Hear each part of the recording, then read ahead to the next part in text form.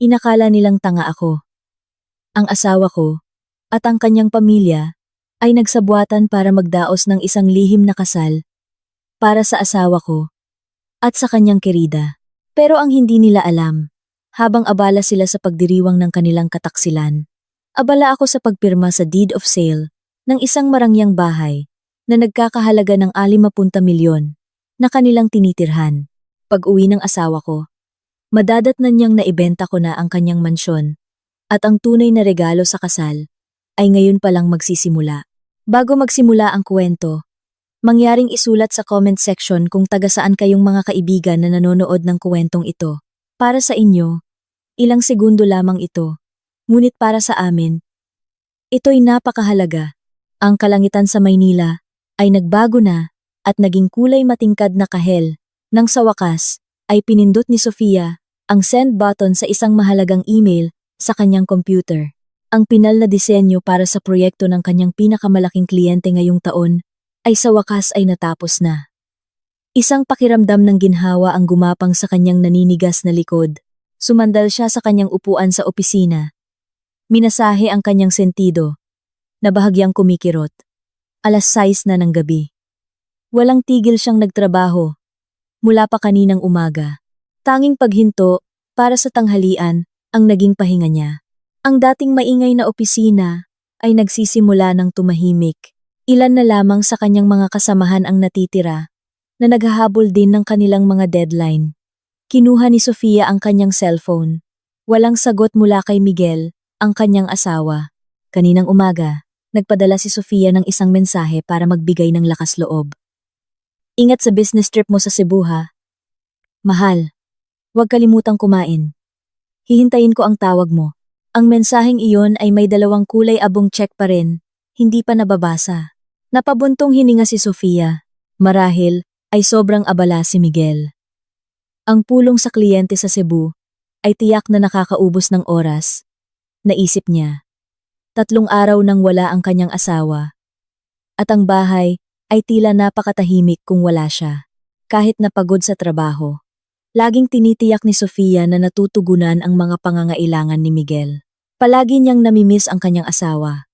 Ang mga halakhak ng lalaking pinakasalan niya sa loob ng 5 taon. Para maibsan ang kanyang kalungkutan, bago ayusin ang kanyang mesa at umuwi, binuksan ni Sofia ang Facebook app sa kanyang telepono. Automatikong nag-scroll ang kanyang mga daliri sa newsfeed. Mga balita mula sa mga dating kaibigan, mga anunsyo ng kasangkapan sa bahay, ilang video ng mga recipe ng pagkain, at pagkatapos ay isang larawan na nagpatigil sa kanyang pag-scroll. Ang larawan ay mula kay Aling Sonia, ang kanyang biyenan. Biglang bumilis ang tibok ng puso ni Sofia, hindi dahil sa masamang kutob, kundi dahil ang larawan ay napakaagaw pansin. Ito ay isang larawan ng kasal. Sa larawan, ang kanyang asawang si Miguel ay nakatayo ng buong kisig. Suot ang isang puting pangkasal na barong. Sa tabi niya, isang babaeng kilalang-kilala ni Sofia, si Angela, isang junior na kasamahan ni Miguel sa ibang departamento, ay nakangiti ng malapad. Si Angela ay nakasuot ng katugmang damit pangkasal, kumpleto sa makapal na makeup. Pareho nilang hawak ang isang marriage certificate. Ang mas nakakagulat ay ang mga taong nakapaligid sa kanila. Nandoon si Aling Sonia, nakatayo mismo sa tabi ni Miguel. Buong pagmamalaking niyayakap ang kanyang anak. Nandoon din ang kapatid ni Miguel. At ang mga tiyahin at tiyuhin mula sa pamilya ni Miguel. Lahat sila ay masayang nakangiti sa kamera. Nakapose sa isang silid na pinalamutian ng mga sariwang bulaklak. Nagsimulang manginig ang mga kamay ni Sofia. Mali ito. Siguro luma itong larawan. Siguro isang simpleng selebrasyon lang ito.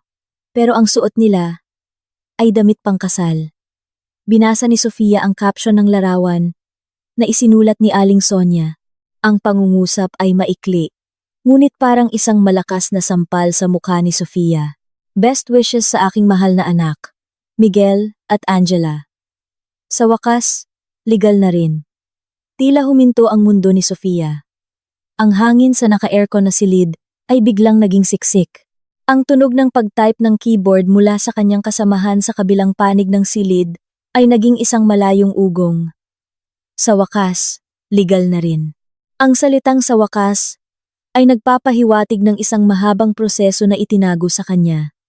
Hindi ito isang aksidente. Hindi ito isang biglaang kasunduan. Ito ay isang bagay na matagal nang nangyayari. Gamit ang naninigas na mga daliri, pinindot ni Sofia ang larawan. Pinalaki ito. Walang duda. Si Miguel iyon. Iyon ang kanyang asawa. Ang lalaking 3 araw na ang nakalipas ay inihatid niya sa airport, na sinasabing may business trip sa Cebu. Ang lalaking pinadalhan niya ng mensahe ng pag-ibig kaninang umaga.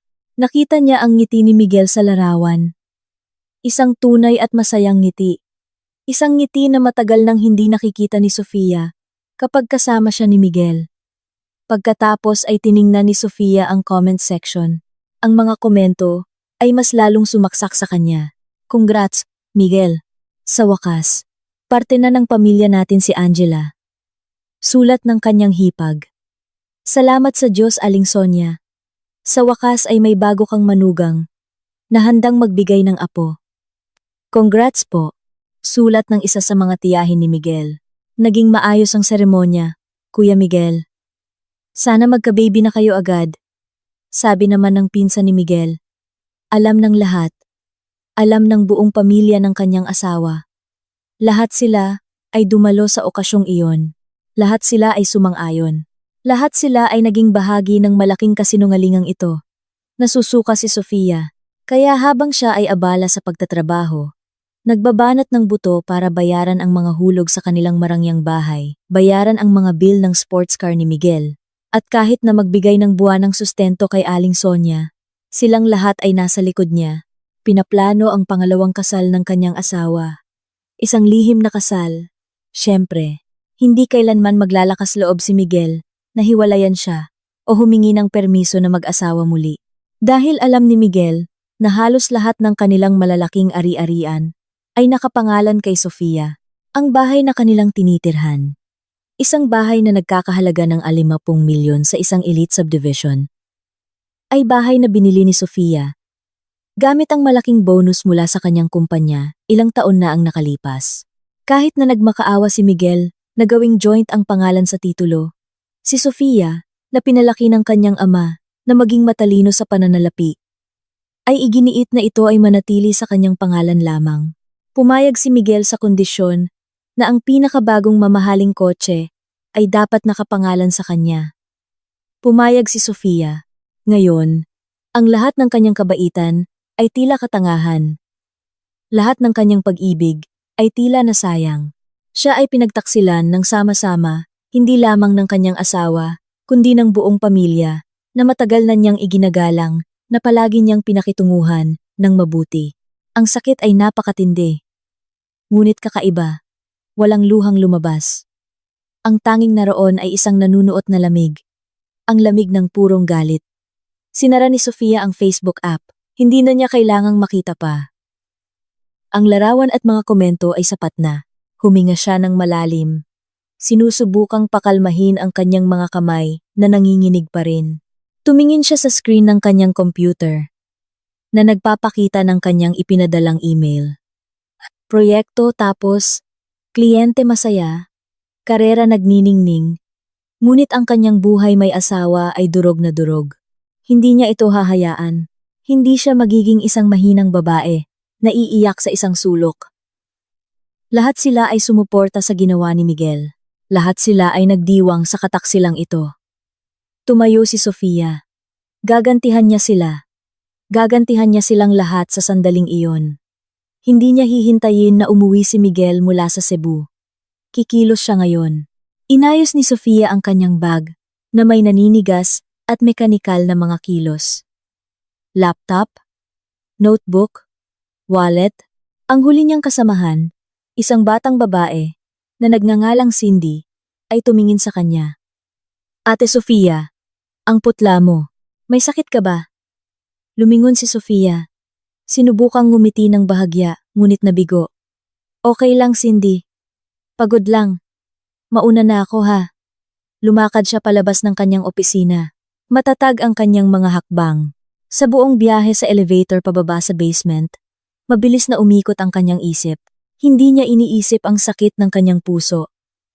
Iniisip niya ang mga hakbang na dapat niyang gawin, ang kanyang lohika na karaniwan niyang ginagamit para lutasin ang mga problema ng kliyente, ay ngayon ay buong-buong gumagana para iligtas ang kanyang sarili. Sa loob ng kanyang kotse na nakaparada sa basement, hindi niya agad pinaandar ang makina. Naupo siya ng tahimik sa katahimikan. Kailangan niya ng isa pang kumpirmasyon, hindi mula sa larawan, kundi mula sa isang boses. Kailangan niyang marinig mismo kung paano sila tutugon. Hinanap ng kanyang kamay ang contact ni Aling Sonia. Pinindot niya ang call button. Nagring ang telepono ng 3 beses. Pagkatapos ay narinig ang masaya at nagwawaging boses ni Aling Sonia. Hello, Sofia. Napatawag ka. Nag-overtime ka na naman ba? Ang boses ni Sofia ay patag, malamig at walang emosyon. Hello po. Nay, nasaan po kayo? Mukhang maingay po dyan. Isang maliit na tawa ang narinig sa kabilang linya. Isang tawa na karaniwang itinuturing ni Sofia na palakaibigan ay ngayon ay parang isang pangungutya. Oo. May family gathering lang. Isang maliit na selebrasyon dito sa bahay. Selebrasyon? Ulit ni Sofia. Selebrasyon ng kasal ni Miguel at Angela? Isang sandali ng katahimikan. Naiisip ni Sofia si Aling Sonia, na nagulat dahil nalaman niya agad. Ngunit pagkatapos ay nagbago ang tono ng kanyang biyenan. Wala nang pagkukunwari. Ang tanging naroon ay isang mapanuyang at mapangmatang tono. Nakita mo na pala ang Facebook ko. Mabuti naman. Akala ko abala ka sa trabaho. At wala ka ng oras tumingin sa social media. Kaya hindi ko na kailangang magpaliwanag pa sa'yo. Sumikip ang dibdib ni Sofia. So, totoo nga. Bakit po? Bakit ninyo nagawa ito sa akin ng talikuran? Nagawa sa'yo? Tumawa ulit si Aling Sonia. Mas malakas ngayon. Ikaw ang may kasalanan, Sofia. Ikaw ang nagpabaya sa anak ko. 5 taon kayong kasal. Anong naibigay mo kay Miguel? Baog ka. Hindi mo siya mabigyan ng apo. Para sa pamilyang ito, si Miguel ang kaisa-isang anak kong lalaki. Kailangan niya ng tagapagmana. Ang salitang baog ay tumusok ng matalim. Hindi sila kailanman nagpatingin sa doktor. Laging tumatanggi si Miguel. Sinasabing abala siya. Si Sofia ang laging sinisisi. Pero bakit kailangang lihim na kasal? Bakit hindi pinag-usapan ng maayos? Pag-usapan ng maayos? Para saan pa? Tiyak na hindi ka papayag. Isa kang career woman na makasarili. Mas inuuna ang trabaho kaysa sa asawa. Tignan mo si Angela. Mabuting babae siya. Relihiyosa. At ang pinakamahalaga, fertile siya. Buntis na siya ng 2 buwan. Anak ni Miguel. Kaysa naman magkasala pa sila ng paulit-ulit, mas mabuti pang ipakasal ko na sila. Legal, di ba? Isa ka namang relihiyosang babae. Dapat naiintindihan mo ang konsepto ng poligamya. Dapat handa kang suportahan ang asawa mo. Buntis ng 2 buwan. Kaya ang relasyong ito ay ilang buwan na, marahil ay taon na. Ang madalas na business trips ni Miguel, lahat ay kasinungalingan. At ang kanyang biyenan, hindi lang niya alam. Siya pa ang nagplano. Kayo po ang nagplano ng lahat ng ito? Tanong ni Sofia. Halos pabulong na ang boses. Siyempre, may pagmamalaking sagot ni Aling Sonia. Ako ang naghanap kay Angela para kay Miguel. Isang babaeng alam ang lugar niya bilang asawa, naglilingkod sa asawa at nagbibigay ng anak. Hindi tulad mo na pera lang ang alam na hanapin. Sige na, Sofia, tanggapin mo na lang ang kapalaran mo. Huwag kang maging hadlang sa kaligayahan ng anak ko. Kung tatanggapin mo ito ng buong puso, malaki ang gantimpala mo. Click. Pinatay ni Aling Sonia ang tawag. Tinitigan ni Sofia ang madilim na screen ng kanyang telepono. Tahimik. Walang luha. Ang kanyang galit ay lumampas na sa hangganan ng sakit. Pakiramdam niya ay isa siyang tanga. Sa buong panahon, iginagalang niya si Aling Sonia na parang sarili niyang ina. Nagpapadala siya ng pera buwan-buwan nang hindi hinihingan. Binibilhan niya ito ng mamahaling regalo tuwing kaarawan nito, at ito ang ganti. Itinuring siyang isang baog na ATM machine. Sige, bulong ni Sofia sa sarili. Lahat kayo sumusuporta sa kanya. Lahat kayo nagpipiesta sa aking pagdurusa. Mabilis na gumana ang kanyang isip. Mga ari-arian. Iyon ang habol nila. Akala nila ay tatahimik lang si Sofia, tatanggapin ng poligamya, at patuloy na popondohan ang kanilang marangyang buhay. Akala nila ay magiging mapagparaya siya dahil relihiyosa siya. Nagkakamali sila. Pinalitan ni Sofia ang kontak sa kanyang telepono. Sa pagkakataong ito, tinawagan niya ang kanyang personal na abogado, si Attorney Reyes, isang nasa katanghaliang gulang na lalaki, na mahigpit at napakagaling na tumulong sa kanya sa lahat ng legalidad ng kanyang mga ari-arian at negosyo. Magandang gabi, Attorney Reyes. Pasensya na sa abala. Si Sofia po ito. Magandang gabi. Ginang Sofia. Napatawag ka. May maitutulong ba ako? Ang boses ni Attorney Reyes ay kalmado. Kailangan ko po ng tulong ninyo. Agad-agad. Ngayong gabi rin. Sabi ni Sofia. Matatag ang boses. Gusto kong ibenta ang bahay ko. Ang bahay sa Acacia Avenue. No. 1. Ang tinitirhan ko. Narinig niyang napabuntong hininga si Attorney Reyes sa kabilang linya. Ginang Sofia. Ang bahay na iyon, na nagkakahalaga ng yung 5-2 milyon? Bakit biglaan? May problema ba? May napaka-urgent na problema. Kailangan ko itong maibenta ngayong gabi. Wala akong pakialam kung medyo bumaba ang presyo. Ang mahalaga, maibenta ito ngayong gabi o pinakamatagal bukas ng umaga. Ang pera ay dapat pumasok sa bago kong personal na account. Pakigawa na rin po ako ng bagong bank account na hindi konektado sa joint account namin. Isang profesional si Attorney Reyes. Hindi na siya nagtanong pa tungkol sa personal na problema ng kanyang kliyente. Alam niya ang tono ng boses ni Sofia. Nagkataon, Ginang Sofia. Mayroon akong kliyente, isang property investor, na matagal nang interesado sa isang bahay sa inyong lugar. Nag-alok na siya noon, pero tinanggihan ninyo. Sigurado akong interesado pa rin siya. Tatawagan ko siya ngayon din. Siya, yung tipo ng investor na gusto ng mabilis na transaksyon. Tungkol sa mga dokumento, lahat ay ligtas sa aking vault. 100% na nakapangalan sa inyo. Mabuti, sabi ni Sofia. Asikasuhin niyo na po lahat ng papeles. Pupunta ako sa opisina ninyo ngayon para pirmahan ang anumang kailangan. At isa pa po, attorney. Ano po iyon, Ginang Sofia? Pakihanda na rin po ang divorce petition para sa asawa kong si Miguel, na may pinakamabigat na mga paratang. Pero wag po munang isampa. Hintayin niyo ang utos ko. Sige, Ginang Sofia. Ihahanda ko ang lahat. Mag-ingat po kayo sa daan. Pinatay ni Sofia ang tawag. Pinaandar niya ang makina ng kotse. Hindi siya umuwi sa alabangpong tamilyong bahay na iyon. Hindi na iyon ang kanyang tahanan. Isa na lamang iyong asset na kailangang gawing pera. Mag-check-in siya sa isang hotel ngayong gabi. Habang naghihintay na pumasok ang pera, pagpaplanuhan niya ang kanyang susunod na hakbang. Inapakan niya ang gas. Humagibis ang kanyang kotse sa gitna ng trapiko sa Maynila. Sa kanyang isipan, isang malamig at detalyadong plano ng paghihiganti ang nagsisimulang mabuo. Gusto nila ng isang party. Bibigyan sila ni Sofia ng isang regalo sa kasal na hinding-hindi nila malilimutan habang buhay. Hindi umuwi si Sofia ng gabing iyon. Dumiretso siya sa isang 5-star hotel na hindi kalayuan sa opisina ni Attorney Reyes. Nag-book siya ng isang suite para sa susunod na 3 araw. Gamit ang kanyang personal na credit card. Nagrehistro gamit ang kanyang pangalan noong dalaga pa. Pagkatapos ilapag ang kanyang handbag, dumiretso siya sa opisina ni Attorney Reyes, na pumayag na makipagkita sa kanya ng gabing iyon. Tiningnan siya ng abogado, na may pag-aalala, ngunit propesyonal na mga mata. Hindi siya gaanong nagtanong. Inabot lang niya ang ilang paunang dokumento. Ito po ang special power of attorney para sa pagbebenta, Ginang Sofia.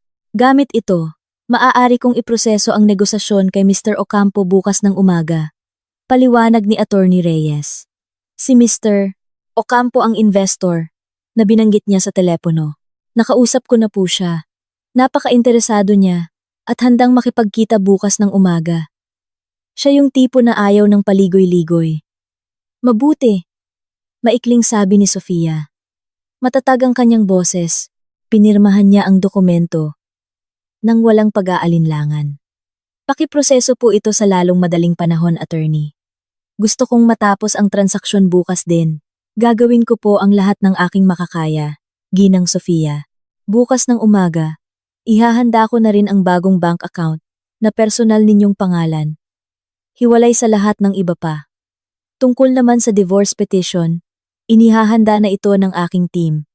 Tumango si Sofia. Salamat, attorney. Kailangan kong bumalik saglit sa bahay. May mga mahahalagang dokumento na kailangan kong kunin mismo. Kailangan niyo po ba ng kasama? O magpapadala ako ng isang tao? Alok ni Attorney Reyes. Umiling si Sofia. Hindi na kailangan. Kaya ko nang mag-isa. Nakapangalan pa rin sa akin ang bahay na iyon. Ayon sa batas, may buo akong karapatan.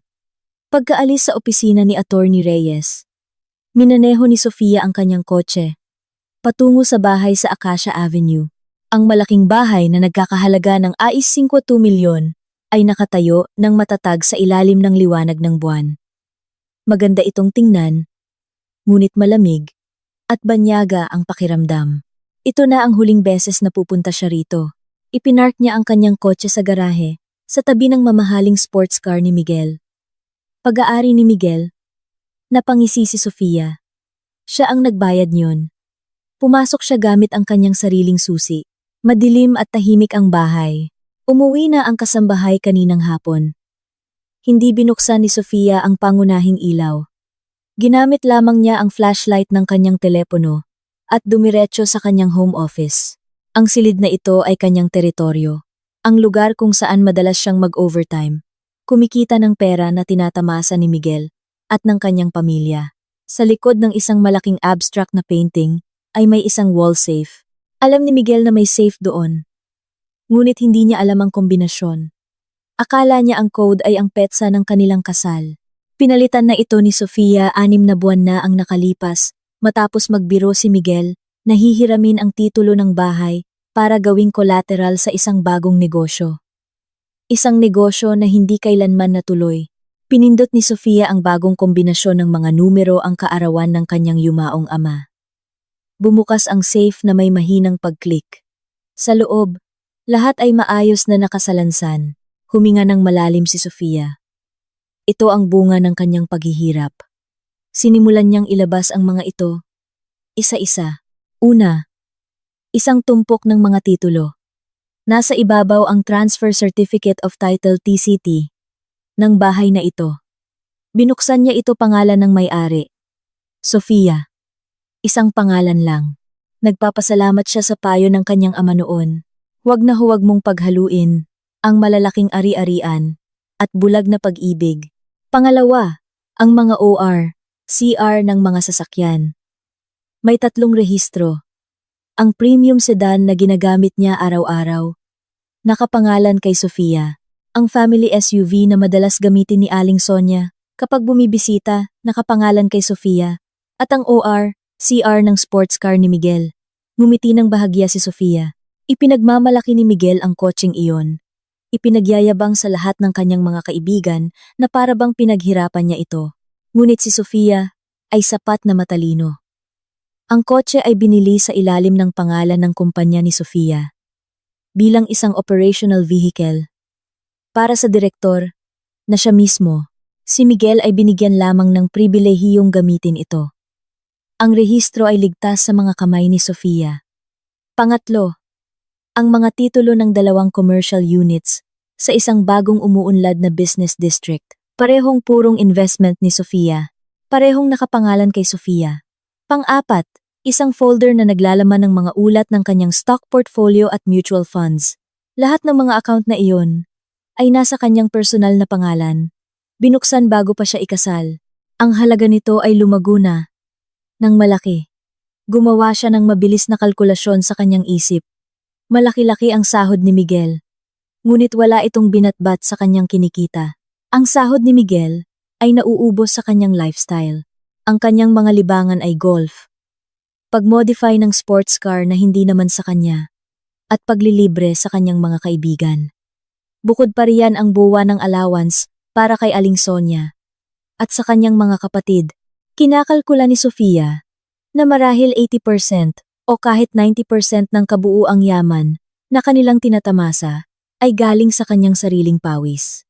At salamat sa kanyang pagiging maingat, halos lahat ay legal na nakapangalan sa kanya. Masyadong tamad at arugante si Miguel para mag-abala sa mga nakakainip na detalye ng administrasyon. Gusto lang niyang gumamit, mag-enjoy, at magyabang. Nang isasara na ni Sofia ang safe, napansin ng kanyang mga mata ang isang bagong asul na folder sa pinakalikod. Isang folder na hindi sa kanya. Hindi siya kailanman naglagay ng dokumento doon. Inabot ng kanyang kamay. Kinuha ang folder. Walang label sa harap. Binuksan niya ito. Tila huminto ang pagtibok ng kanyang puso. Ito ay isang kopya ng isang life insurance policy. Dahan-dahan niyang binasa. Pangalan ng insured. Sofia. Halaga ng insurance ay 5 milyon. Petsa ng pag-issue ng policy. 3 buwan na ang nakalipas. 3 buwan iyon. Ay halos kasabay ng kumpirmasyon ng pagbubuntis ni Angela. Naisip ni Sofia. Pagkatapos ay binasa niya ang pinakamahalagang bahagi, ang pangalan ng beneficiary. Huminto ang kanyang puso sa isang segundo. Nakasulat doon, Angela, na may paliwanag sa ibaba. Fiancé. Naniga si Sofia. Ang lahat ng dugo sa kanyang katawan ay tila nanlamig. Hindi na lamang ito simpleng pangangaliwa. Hindi na lamang ito lihim na pag-aasawa. Hindi na lamang ito tungkol sa pera. Ito ay isang plano ng pagpatay. Hindi lang nila gusto ang kanyang yaman. Gusto nila ang kanyang yaman at ang kanyang buhay. Ang 50 milyon ay mapupunta kay Angela, ang fiancé. Kung mamamatay si Sofia, ang lihim na kasal ay paunang hakbang lamang. Ang pagbubuntis ni Angela ang nagtulak dito. Ang mga salita ni Aling Sonia, baog ka, ay biglang nagkaroon ng mas nakakatakot na kahulugan. Marahil hindi lang iyon isang insulto. Iyon ay isang pagbibigay katwiran. Isang dahilan kung bakit karapat-dapat siyang alisin. Napaupo si Sofia sa malamig na sahig ng kanyang opisina. Ang sakit ng puso dahil sa kataksilan ay napalitan na ngayon ng tunay na takot. Na pagkatapos ay naging isang nagyayelong galit. Gusto nilang patayin siya, si Miguel. Ang lalaking minahal niya, nakasama niya sa iisang kama, ay pinaplano ang kanyang kamatayan, kasama ang kerida nito. Hindi niya sila bibigyan ng pagkakataong iyon. Gamit ang nanginginig na kamay, inilagay ni Sofia ang insurance policy sa kanyang bag. Ito ay ebidensya. Pagkatapos ay tumayo siya. Kumuha ng isang maliit na duffel bag mula sa aparador. Hindi na siya kumuha ng mga gamit na may sentimental na halaga. Kinuha lamang niya ang kanyang kailangan. Ang kanyang work laptop. Lahat ng dokumento ng ari-arian na kanyang inilabas. Ilang praktikal na pamalit na damit. At ang kanyang mga gamit sa pagdarasal. Ang kanyang mga mata ay napako sa kanilang larawan sa kasal na nasa ibabaw ng kanyang mesa. Si Miguel ay nakangiti ng malapad. Si Sofia ay nakangiti ng malapad. Masaya, walang muwang, at puno ng pag-ibig. Kinuha niya ang larawan mula sa frame. Tinitigan niya ng mabuti ang mukha ni Miguel. Gusto ng lalaking ito na mamatay siya. Sa isang mabilis na kilos, pinunit niya ang larawan sa dalawa at pinunit ulit at ulit. Itinapon niya ang mga piraso ng larawan sa basurahan. Ang walang lamang frame ay hinayaan niyang nakahandusay sa mesa. Pinatay ni Sofia ang ilaw sa opisina. Nilak ito. Lumabas siya ng bahay. Dumaan sa marangyang sala. Sa modernong kusina kung saan dati siyang nagluluto ng mga paboritong pagkain ni Miguel. Hindi siya lumingon. Pumasok siya sa kanyang kotse. Nilak ang gate mula sa labas. At umalis. Ang 50 milyong bahay ay isa na lamang ari-arian na malapit ng magpalit ng may-ari. At siya ngayon ay hindi na isang asawang pinagtaksilan. Siya ay isang babae na lumalaban para sa kanyang buhay. Hindi nakatulog si Sofia ng gabing iyon. Ginugol niya ang gabi sa kanyang marangya, ngunit tahimik na silid sa hotel. Nanalangin siya, humihingi ng lakas at patnubay. Ang life insurance policy ay nakalatag sa mesa, sa tabi ng kanyang prayer mat. Sa tuwing nakikita ng kanyang mga mata ang asul na folder, anumang pag-aalinlangan o lungkot na maaaring natitira ay agad na nawawala. Napapalitan ng bakal na determinasyon. Hindi na ito tungkol sa diborsyo. Ito ay tungkol sa isang krimen. 8:00 ng umaga, tumunog ang kanyang telepono. Si Attorney Reyes. Hello, Ginang Sofia. Magandang balita. 100% na pumayag si Mr. Ocampo. Handa siyang makipagkita ng 10:00 ng umaga sa aking opisina. Dadalhin niya ang kanyang notayo at team. Gusto niyang matapos ang transaksyon ngayong araw. Eksakto tulad ng hiling ninyo. Sige, attorney. Pupunta ako dyan ng 10:00. Maraming salamat. Sagot ni Sofia. Kalmado at kontrolado ang kanyang boses.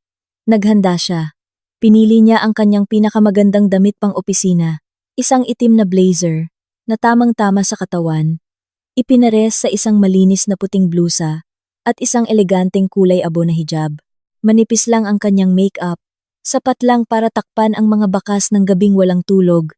Nang tumingin siya sa salamin, ang nakita niya ay hindi ang sawi na si Sofia. Ito si Sofia, ang direktor. Isang mahusay, malamig, at nakatutok na negosyador. 10 minuto bago mag-10:00, dumating siya sa opisina ni Attorney Reyes. Si Mr. Ocampo, isang matipunong lalaki na nasa 50s, ay naghihintay na. Kasama niya ang 2 abogado at isang notayo. Naging mabilis at episyente ang pulong. Ginang Sofia, ikinalulungkot kong marinig na kailangan ninyong ibenta ang bahay ng biglaan, sabi ni Mr. Ocampo. Ang kanyang boses ay malalim at may awtoridad, pero hindi na ako magpapaligoy-ligoy. Matagal ko nang gusto ang isang property sa lugar na iyan, sabi ni Attorney Reyes. Gusto ninyo ng mabilis na proseso. Ako rin. Hindi na ako tatawad. 50 milyon. Sang-ayon ako. Nasuri na ng aking team. Ang legalidad kaninang umaga. Lahat ay malinis. At nakapangalan sa inyo. Babayaran ko ito ng buo ngayon sa pamamagitan ng RTGS transfer sa kondisyon na pirmahan natin ang deed of sale bago mag 12:00 ng tanghali para maipasok agad ang pagbabago sa rehistro. Tumango si Sofia. Sumasang-ayon po ako, Mr. Ocampo. Salamat sa inyong pag-unawa at pagiging episyente. Gawin na po natin. Sa sumunod na 2 oras, ang silid ay napuno ng tunog ng mga papel na binubuklat at mga legal na usapan sa pagitan ng mga abogado. Si Sofia ay tahimik na nakaupo. Binabasa ng mabuti ang bawat sugnay. Nakatutok siya. Pagsapit ng 12:00, handa na ang lahat ng dokumento. Sa harap ng notayo, pinirmahan ni Sofia ang deed of sale. Ang kanyang kamay ay hindi man lang nanginig. Nang dumausdos ang panulat sa papel, hindi siya nakaramdam ng pagkawala. Nakaramdam siya ng kalayaan. Kalalabas lang niya ng isang malaking pabigat, ang pabigat ng isang bahay na puno ng mga peking alaala at masasamang plano. Makalipas ang kalahating oras, nasa isang priority branch na sila ng bangko. Ang proseso ng RTGS transfer na nagkakahalaga ng 50 milyon ay isinagawa ng team ni Mr. Ocampo. Ibinigay ni Sofia ang numero ng kanyang bagong account na ginawa ni Attorney Reyes kaninang umaga. Isang account na hindi alam ni Miguel. 1:30 ng hapon, isang abiso ang pumasok sa telepono ni Sofia. Isang text mula sa bangko. Transaksyon matagumpay. Pondo na pumasok sa inyong account. Aliba. Ipinakita ni Sofia ang abiso kina Attorney Reyes at Mr. Ocampo. Ngumiti ng may kasiyahan si Mr. Ocampo. Masaya akong makipagnegosyo sa inyo, Ginang Sofia. Kukunin ng aking team ang mga susi ng bahay mamayang hapon ayon sa ating napagkasunduan. Siyempre, sabi ni Sofia, naalis na niya ang lahat ng kanyang personal na gamit sa bahay. Wala na siyang pakialam sa mga natira. Pagkaalis ni Mr. Ocampo at ng kanyang team, Hindi agad umalis si Sofia sa bangko. Naupo siya kasama ang bank manager sa priority lounge, tinulungan ni Attorney Reyes. Ngayon, may ilang bagay pa akong kailangang ayusin, sabi ni Sofia sa bank manager. Una, binuksan niya ang kanyang mobile banking app. Pumasok siya sa kanilang joint account. Ang account na iyon ay karaniwan niyang nilalagyan ng pondo tuwing simula ng buwan para sa mga gastusin sa bahay, mga bayarin, at allowance ni Miguel. May natitira pang humigit kumulang 200,000 doon. Pinindot ni Sofia ang transfer button. Inilipat niya ang buong pondo hanggang sa umabot ito sa app 0.00. Ang E500,000 ay lumipat sa kanyang bagong account. Ang joint account ay opisyal ng walang laman. Zero balance. Pangalawa, tiningnan niya ang bank manager. Ako ang principal card holder. May 2 supplementary cards sa ilalim ng aking account. Hinihiling kong i-block ang parehong supplementary cards ng permanente. Ngayon din. Maaari po naming malaman ang dahilan, ma'am? Magalang na tanong ng manager. Nawawala po ang mga card. Nag-aalala akong magamit sa masama. Patag na sagot ni Sofia. Tumango ang manager. Sige po, Ginang Sofia. Ipoproseso ko na ngayon. Sa loob ng 5 minuto, nagbigay siya ng kumpirmasyon. Tapos na po, ma'am. Ang 2 supplementary cards na nakapangalan kay Ginoong Miguel ay hindi na aktibo. Permanente na po. Nakaramdam ng ginhawa si Sofia. Ang pangunahing daloy ng pondo ay naputol na. Ang bahay ay naibenta at ang pera ay ligtas sa bagong account. Bumalik siya sa kanyang silid sa hotel ng hapong iyon. Sa unang pagkakataon sa loob ng 2 araw, nakaramdam siya na makahinga. Kumain siya ng late lunch mula sa room service, isang masarap na pagkain na dahan-dahan niyang ninamnam.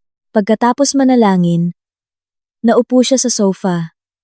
Tinitingnan ang skyline ng Maynila mula sa mataas na bintana ng kanyang silid. Ang kanyang plano ay nagtagumpay. Kahit papaano ang unang yugto, at doon, nag-vibrate ang kanyang telepono. Isang mensahe sa WhatsApp mula kay Miguel. Ang kanyang profile picture ay larawan pa rin nilang dalawa. Nakakatawa. Unang mensahe, Mahal, nasaan ka? Tumatawag ako sa bahay pero walang sumasagot. Tinitigan ni Sofia ang mensahe. Business trip sa Cebu, sabi niya. Isang napakalinaw na kasinungalingan. Dumating ang pangalawang mensahe, ilang segundo lang ang lumipas. Mahal, ang weird. Bibilhan sana kita ng bag sa airport. Pero bakit na-decline ang credit card ko? Ang laki pa ng limit ko. Baka error lang sa bangko. Bibilhan siya ng bag. Natawa si Sofia ng mahina. Isang malamig na tawa, na walang katatawanan.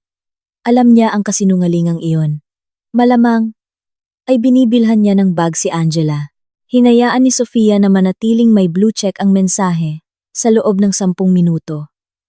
Hayaan siyang magpanik ng kaunti. Nagpadala ulit si Miguel ng mensahe. Mahal, nabasa mo 'di ba? Bakit hindi ka sumasagot? Na-decline talaga ang card ko. Nakakahiya. Sa wakas ay nag-type si Sofia ng kanyang sagot. Ang kanyang mga daliri ay kalmadong sumayaw sa screen. Baka ubos na ang limit mo, mahal. Mabilis na dumating ang sagot ni Miguel. Imposible. Kakabayad mo lang ng bill. Pakicheck mo nga. Gagamitin ko. Ngumiti si Sofia. Nag-type siya ng kanyang huling mensahe para sa lalaking iyon. Umuwi ka na lang agad, mahal. May malaki akong sorpresa para sa'yo. Isang sorpresa para sa'yo. At kay Angela. Ipinadala niya ang mensahe. Nang hindi na naghintay ng sagot, agad niyang blinok ang numero ni Miguel. Blinok din niya ang numero ni Aling Sonia. At ng lahat ng pamilya ni Miguel na kilala niya. Wala nang komunikasyon. Aksyon na lang. Ang ikalawang yugto ay magsisimula bukas. Pagkuha sa mga ari-arian ng kumpanya at paghahanda ng ebidensya ng pandarambong na kanyang pinaghihinalaan. Ngayon pa lang nagsisimula ang laro. Kinabukasan, Biyernes ng umaga, nagising si Sofia sa kanyang silid sa hotel na may malinaw na isipan. Hindi na niya nararamdaman na biktima siya. Isa siyang strategist na nag-aayos ng plano para sa isang digmaan. Pagkatapos manalangin at mag-agahan, nagpalit siya ng damit. Ngayon, ay hindi siya nagsusuot ng blazer na karaniwan niyang suot kapag nakikipagkita sa mga kliyente. Nagsusuot siya ng medyo mas kaswal, ngunit profesional pa ring damit. Kailangan niyang pumunta sa opisina ng kanyang subsidiary company, ang opisina kung saan nagtatrabaho si Miguel. Ang opisina na hindi alam ng marami na pag-aari niya. Ang kumpanyang iyon, isang design and construction firm, ay sinadya niyang itatag 3 taon na ang nakalipas. Inilagay niya si Miguel doon bilang operations manager. Binigyan siya ng malaking sahod at autoridad. Iyon ang kanyang pagkakamali. Gusto niyang maramdaman ng kanyang asawa na siya ay ipinagmamalaki at matagumpay, na hindi siya nasa ilalim ng anino ng tagumpay ni Sofia. Binigyan niya si Miguel ng entablado, ngunit ginamit pa ito ni Miguel para saksakin siya sa likod. Sinadya ni Sofia na hindi ilagay ang kanyang sarili bilang CEO sa kumpanyang iyon ng hayagan. Ang kanyang pangalan ay nasa mga papeles ng pagpapatayo bilang may-ari ng mayoryang bahagi, 90%. Ngunit ang itinalaga niyang CEO ay ang kanyang matagal nang pinagkakatiwalaan, si Mr. Hernandez. Si Mr. Hernandez ang namamahala sa malalaking administratibong gawain habang si Miguel ang namamahala sa pang-araw-araw na operasyon. At ang namamahala sa pananalapi ay si Mr. Cruz, isang senior accountant na 100% ang katapatan kay Sofia. Hindi tinawagan ni Sofia si Mr. Hernandez. Nagpa siya siyang pumunta ng direkta. Ang sorpresa ay isang mahalagang elemento. Dumating siya sa modernong lobby ng opisina ng 9:00 ng umaga. Isang batang receptionist ang tumingin sa kanya. "Magandang umaga po. May maitutulong po ba ako? May appointment po ba kayo kanino?" "Gusto kong makipagkita kay Mr. Hernandez." "Sabihin mo si Sofia." "Paumanhin po, Ma'am Sofia." "Sinong Sofia po? May appointment po ba kayo?" Ngumiti ng bahagya si Sofia. "Sabihin mo lang, Sofia, emergency." Maiintindihan niya. Nag-aalangang tumawag ang receptionist. Ilang segundo lang ang lumipas. Nanlaki ang kanyang mga mata. "Sige po, ma'am. Dumiretso na po kayo sa 5th floor. Hihintayin po kayo ni Mr. Hernandez sa harap ng elevator." Tama nga. Nang bumukas ang pinto ng elevator sa 5th floor, nakatayo na roon si Mr. Hernandez na may maputla at tensyonadong mukha. Siya ay isang lalaki na nasa huling bahagi ng kanyang 40s. "Ginang Sofia, napadalaw po kayo. Ano po ang nangyari? May problema po ba?" "May malaking problema, Mr. Hernandez. At kailangan ko ang tulong ninyo," sabi ni Sofia habang nilalakad siya. "Pumunta tayo sa opisina ninyo. Ilak ninyo ang pinto." Sa loob ng maayos na opisina ng finance head, naupo si Sofia sa tapat ni Mr. Hernandez. Hindi siya nagsayang ng oras. "Mr. Hernandez, pasensya na sa biglaang pagdating. Kailangan kong kunin ang lahat ng financial data ni Ginoong Miguel. Sa nakalipas na 6 na buwan, lahat ng gastos, lahat ng cash advance, lahat ng invoice na inaprobahan niya. Ngayon din." Ang mukha ni Mr. Cruz, na ipinatawag din, ay lalong naging tensyonado. Alam niyang hindi ito isang ordinaryong pagbisita. "Sige po, ma'am." Siyempre, agad siyang lumipat sa kanyang computer. Ang kanyang mga daliri ay mabilis na gumalaw sa keyboard. "May partikular po bang gastos na hinahanap ninyo, ma'am?" "Lahat. Mula sa mga gastos sa business trip, gastos sa client representation, hanggang sa lahat ng bayad sa mga bagong supplier." Sinimulang buksan ni Mr. Cruz ang mga file isa-isa. "Ito po, ma'am. Medyo marami ang business trip ni Ginoong Miguel. 3 araw na ang nakalipas. Sa Cebu. Ticket sa eroplano, 5-star hotel, gastos para sa client entertainment." "Stop!" sabi ni Sofia. "Ang biyahe sa Cebu. Gusto kong makita ang mga detalye." Binuksan ni Mr. Cruz ang mga kalakip. Tama nga, ticket sa eroplano, bill ng hotel, lahat ay binayaran ng kumpanya. "Ito po ang report, ma'am," sabi ni Mr. Cruz. Inilabas ni Sofia ang kanyang telepono. Binuksan niya ang kanyang chat history kay Miguel. Ipinakita niya ang screen kay Mr. Cruz. "Basahin niyo po ito." Binasa ni Mr. Cruz ang mensahe ni Miguel 1 buwan na ang nakalipas. Mahal. Kailangan ko ng 30,000. May mahalagang business trip sa Cebu. Pero gipit ang budget ng opisina. Kailangan kong abonohan muna. Pagkatapos ay ipinakita ni Sofia ang patunay ng transfer mula sa kanyang personal na account patungo sa account ni Miguel na nagkakahalaga ng 30,000. Ako ang nag-transfer. Malamig na sabi ni Sofia. At ito, binayaran din ng kumpanya. Anong tawag dito, Mr. Cruz? Napalunok si Mr. Cruz. Ito po ay double claim, ma'am. Pandaraya po ito. Nagsisimula pa lang tayo, sabi ni Sofia. Magpatuloy ka.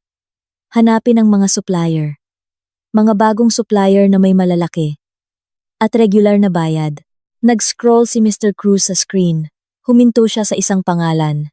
Ito po, ma'am. Starlight Designs Consultancy. Bayad para sa mga serbisyo ng design consultation. Ang nakapagtataka, 6 na buwan pa lang ito, pero napakalaki ng mga bayad. Bawat buwan, humihingi si Ginoong Miguel ng 2 transfer. Bawat isa ay E50,000 hanggang E100,000. Ang kabuuan. Diyos ko, ang kabuuan ay umabot na sa 4.2 milyon, ma'am. Sino ang may-ari ng kumpanyang iyan? Mayroon bang mga ulat ng trabaho? May kontrata ba? Mukhang nalilito si Mr. Cruz.